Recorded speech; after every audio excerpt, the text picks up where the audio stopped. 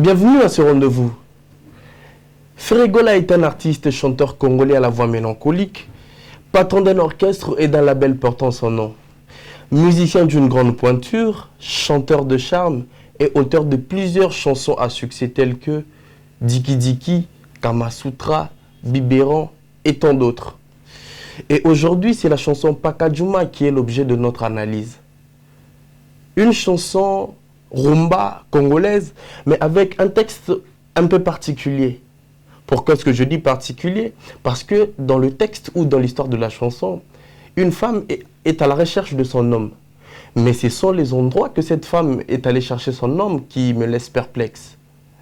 Mais tout au début de la chanson, la femme pose la question à sa mère en lui disant « Nakibomwa nananga, maman pourquoi oyebisaki ngai te ke bolingo et nyonga kaboye ?» Histoire y'amour nanga, neti film ya Alain Delon où l'acteur meurt à la fin du film. Alain Delon, c'est un acteur français, pour ceux qui ne connaissent pas, un acteur de cinéma français des années 1950-60, qui, dans la plupart de ses scénarios, à la fin du film, il mourait. Et la femme, après analyse de sa relation avec son homme, il voit que son histoire d'amour va dans le même sens de scénario du film Alain Delon, où elle se dit « je peux mourir ». Suivez Pakadjouma, on se retrouve pour décortiquer ensemble avec vous. C'est parti. Ferregola Mama pourquoi yebisaki ngate ni Kaboronina Olingwe nyonga kaboyo. Oui. Histoire ya murnanga Neti filmé ya Alain Delon. Ignace Kaniki Pour la dernière l'enfin du film Michel Otumba Fogi Toro Pétrolier Acholi ngai bawololi ngai yanga na yo jamais ekozala abumpia otambosinga butu mobimba makolo ngulu. J'ai vu la maison qui abrite l'amour. Toc toc, héritier fungolelanga ndako na kota. Nga bayer babenga ninge baya loka. Janice Kram Aristote Massamba Ifunalanga na maboko. Retour au village na bandeli liga bloyo. Yamour Le vieux Scram Awel Le père Yamour héritier Piskas Kassongo Yamour héritier Scram. Cardozo Mwamba Wanke na Ozieb. Nous voici de retour pour décortiquer la chanson Pakadjouma de l'artiste Ferregola. Je vais vous préciser ici que la chanson Pakadjouma est sortie de l'album Boîte Noire, et dans la chanson Pakadjouma, la femme dit marque de la bête Ezaka 666.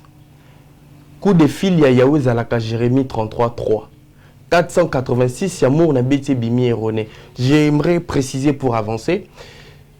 Tous nous savons que dans l'Apocalypse de Jean, il est dit que à la fin de temps, pour que le diable règne en maître, quand le diable régnera en maître, tant le diable a régné dans Mokili. Batunion so po bazala libre, to bazala bien servi, il faut bazala na marque, il y a 666 qui est la marque de la bête. Coup de fil ya Yahweh Zalaka Jérémie 33.3. Pour la plupart, au batang à la Bible, yebi que na Jérémie 33.3, il est dit invoque-moi, je te répondrai et je te montrerai les choses cachées que tu ne connais point. Na Jérémie 33.3. 486 Yamour na Beti Bimi erroné nini. C'est un code d'amour. Je pourrais le dire ainsi. Parce que à un moment donné, tu as un texto, tu as un message, mais tu as une abréviation, quoi abrégé. Au moment où tu fais comme je t'aime, toute une phrase a commis G, T, na M. Mais or que sur tu as un téléphone ou tu as une touche, au moment que G, T, na M, la lettre osofina, il y a G, T, na M, et ça 4, 8, na 6. Donc, au lieu de bakara, je t'aime en abréviation lobby 486 Yamour Nabeti et Bimi erroné. A Poussanabi et pas bas Scram et Zalara 0033. Coup de fil, il y a 10091. Je profite pour saluer la personne à qui on a dédié cette chanson qui s'appelle Héritier Scram. Héritier Scram, Azamut Obaimbelinzembo. Et avant d'arana Paris. À lobby et pas parce que mais à 0033. Donc automatiquement code postal il y a France parce qu'avant d'arana Paris. So lingo benga muta France, ils allera soit plus 33, soit 0033. Donc à PC code postal il y a Paris. 0091, on pesa code postal ya Inde. À lobby, na sali voyage astral na ken monde pandémonium. Pour revenir, suivez encore Paka Djouma et puis on va revenir pour décortiquer. Christelle Koubali, Didier Nzongo. Na sali voyage astral na ken monde pandémonium. Na kutani na sabolo balobi osate. Dieu le Père. Chéri Gola, Papa d'Histoire, Cédric Lotumba Nio. Natumbi asana sala représentation na yo, incarnation na yo et beaucoup apparaître. Yo loko nanga, pitié, pitié, héritier, oh, Scram awele. Trésor Mbombo. Nakoti na temple na pelisi ba bougie rouge. L'esprit balobi na nga na pakola jolie soir. Pozongela nga yobo ino héritier. Pour ceux qui viennent nous retrouver, nous sommes dans l'émission Tube Story. Nous décortiquons la chanson Paka Djouma de l'artiste Ferregola. La femme avance ou l'artiste avance dans sa chanson et dit Nasali voyage astral na ken monde pandémonium. Nakutani naza bolo balobi ozate. Nakata li solo moi sur le kamobaline. Parce que moi sur loba. Abi nasali voyage astral na ken monde pandémonium. C'est quoi le monde pandémonium? Voyage astral les amis. Le voyage astral c'est quand l'esprit quitte le corps. Tant molimo e bimi na nzoto. Molimo e bimi na nzoto e bandi ko tambola. Nde ba benga voyage astral. Mais à quel monde pandémonium a coûté nazabol? Monde pandémonium est un monde nini, est un wapi, est un nini. Monde pandémonium est un esika ou diable régnera en maître au hasard suprême. Ndenzamba na ciel, na terre, parce que le diable régnera na terre. Mais yé nazana monde na monde pandémonium. Ndéplace diable régnera en maître. Mais moi, si à lobby, na sali voyage astral, on a bimi, molimo na bimi na nzoto, pour na sala voyage astral, na kutana, na diable. Abi na kutani na diable, ba lobby ozate. Il fait allusion à la marque de la bête qu'elle a portée il y a 666. Elle devrait porter cette marque-là pour à sala voyage astral, à kene na monde pandémonium. A kutani na diable, pour luka mobali ne ba ebisie, mobali ne kuna zate. Abi Dieu le Père lukelanga solution héritier azongelanga a sali recours na Jérémie 33:3 autolbaki ne bandeli ya kolobaki invoque moi je te répondrai tango ke pas diable akuti que moi si naza mobali nazate moi si alobi Dieu le Père lukelanga solution héritier azongelangai alobi natumbi en son na sa la représentation na yo incarnation na yo et boy ko apparaître en sang ezanini en sang eza matière moko ba religieux ba salelaka plupart ba peu importe ba religion mais ba religieux ba salelango pour na ko tout milinga on bima il paraît que milinga on a et qui me sera ba mauvais esprit pe isalaka na ba incantation mususu isalaka ba apparition ya ba silhouette ya bato tant le bina tombi en son ça la représentation non. Donc à sali allusion ya ndenge biso pe oyo yoka na oyo yebi que kotumba ensemble et ko bimisa pe silhouette à mutu pona ko sala invocation ya esprit na soza musika aya alobi na sala tumbi ensemble ça la représentation na incarnation na yo et boy ko apparaître mais yo loko nanga parce que dans le sens ngana yo to zande mo za mutu ngape na za mutu esprit e ko benga ngatu comme ngape na ko benga mais ngana mekyo sala ngo pona nini o monanité alobi na koti na temple na pelisi ba bougie rouge l'esprit balobi na ngana pakola joli soir po ozongelanga temple joli soir une femme se montre prête à tout quand elle sent qu'elle est dans l'amour, dans une relation, et azoyo kaposa bolingo. Elle peut faire tout. Elle a besoin de mobali nae. Abi à côté na temple appelé ici ba bougie rouge. Besprit babi naeba apako la jolie soir pour azongelae.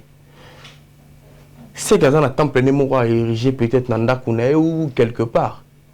Ma pas la jolie soir. Jolie soir, eza ba parfum, na ba huile moro, ba tumusu bando sale lango. Ils utilisaient ça, ils mettaient des énergies, banda rope sango ba basi, pour ba pakola, ba tirer mi ba l'hiver bango. Il y a de ceux-là basi mususu ba banda ko utiliser ba parfum wana pour na ko attirer mi ba l'hiver bango. Ce sont des rites, ce sont des cultes, ba mususu o ba sala rango pe bazali. Mais biso tobe tarali sur la musique par rapport il y a moi si azo sala pas retrouver mon baliné, na Paka Djouma, il y a Ferregola. Suivez Paka Djouma et puis on va continuer. C'est parti. Jacques Chamba, Papi Boto, Harry Potter, pardon, prêtez-moi balai magique. Naluka bolingo nanga dire sweke kuna. Presaladi ya kale, la tapi vola naye. On dirait sa complice yangona sengyo sekou. Claude. La femme dit et revient. C'est ce qui m'étonne. Qui a montré à cette femme des mesures qu'elle devrait prendre pour aller chercher son homme dans ce sens? La femme dit, Harry Potter, pardon, prêtez un balai magique, na luka bolingo na direction kekuna. Prince Aladdin a calé na tapis volant nae, on dirait sa complice, yango na sengyo secours. C'est qui Harry Potter? Harry Potter était personnage d'un film que nakati ya place bandaku za la pose ya école mora magie. Harry Potter ba une école mora magie. Mais nakati école wana bazalaki na ba moyen de déplacement na bango. Et ba moyen de déplacement na bango wana ezaki ba balai magique, ba combo, ba mantalikola ba combo, ba bandi otambola nango banda ko pumbwe na ba combo wana. Moi c'est que Luka Harry Potter abisie prêter nga balai magique na yo pona kende ko luka bolingo na nga direction eke kuna ngo wapi. Prince Aladdin a calé na tapis volant nae, on dirait aza complice yango na sengyo seko. C'est qui le Prince Aladdin? Prince Aladdin aza un personnage à Walt Disney. Il y a film na dessin animé. Il est par contre, il est pas là qui na moins de déplacement nae, mais par contre moins de déplacement nae, ezala qui balete mais ezala qui tapis volant. Abande kota mon tapis volant azaki na likaku. Et dans l'histoire, il y a Prince Aladdin a kutana lampe magique moro boye ou banda ko bimisa génie, mais nous n'en sommes pas là. Akeko senga Prince Aladdin a boyi copier ça y est tapis volant akende ko lenga boli akeko luka bolingone. Il paraît que Aza complice yango sengyo secours et pas il y a Harry Potter. Abi chéri a sopi boule likola rozanga koeba. C'est-à-dire ayeba gite kenga na linga ke mingi. Place à Kepe na ebité, mais à Kepa moi si mon source parce que jusque là na biso na bino na moi cher zolo bananzembo to yebi place mobile azate en vrai tozo luke to lukie pas Satan azate to lukie pas nzamba azate to lukie pas bata jolie soir azate to lukie pas marabout azate. Harry Potter apé sa balai so pas pesa ki so pas pesité to yebité. Prince Aladdin sa boyaki na tapis volant nae. Suivez Paka Djouma, on se retrouve pour nous dire au revoir. Mémé Chité Chéra Sopiboule Likolwa Kosanga Koyepa Komyo Sila Nzoto Joka Sanji Chéra Tekinzoto Likolwa Kosanga Idéologia Komyo Beba Kakae Bobia la Maimbi Nasonga nanga bwala na luka nanga oya timate bapeti akili misogao Charline Boshana Paka Djouma ye Paka Djoume Nani amba bosa na lenga maya Paka Djouma Nani amba bosa na lenga ritena Paka Djouma Nani amba bosa na lenga sana Paka Djouma Maluma Bedi Philippe Mbonga Adolunga Paka Djouma ye Paka Djoume Nani amba bosa na lenga maya Paka Djouma Nani amba bosa na lenga ritena Paka Djouma Dispongo Bébé Emporio Gaz sans fin Shera Kabinzo de likolo kozanga koyeba komio mufwanzi na ye nake na bene namoni bavodu balobi oza te Indira la brésilienne namoni bamagicien basali nyonso e oza etrouvable Noguera Jean Sinto Manuela nake na framaso basali nyonso ozomonana te na nzungu ya bamarabu batourne 1000 fois ozomonana te Nira Kalema mama na Keren na tie base solide na frontiere motema osusi ezoperse Arnold Matiki base solide likunia ya bamasta balatisa sheri maska vieillesse po amonana te Paul Lwemba nazonga na nga bwala naluka na nga oyo atimba te bapeti akili misoga Dieu dit benga 5 ans de silence Les conseillers Salomo Escadela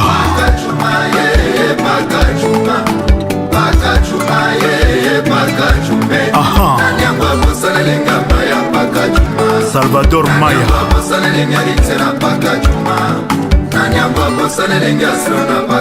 Depuis mera koma kozwa kafi ya 1200 olingaka suko salata. C'était un plaisir de partager ce moment avec vous, comme j'ai toujours l'habitude de vous le dire. N'oubliez pas de faire vos critiques et suggestions sur le numéro qui est affiché au bas de l'écran. Je vous donne rendez-vous prochainement avec une nouvelle chanson et de nouvelles thématiques pour décortiquer ensemble avec vous et découvrir. Je remercie toute la grande équipe de Tube Story. Et je vous prends congé. Je vous dis au revoir. Ciao.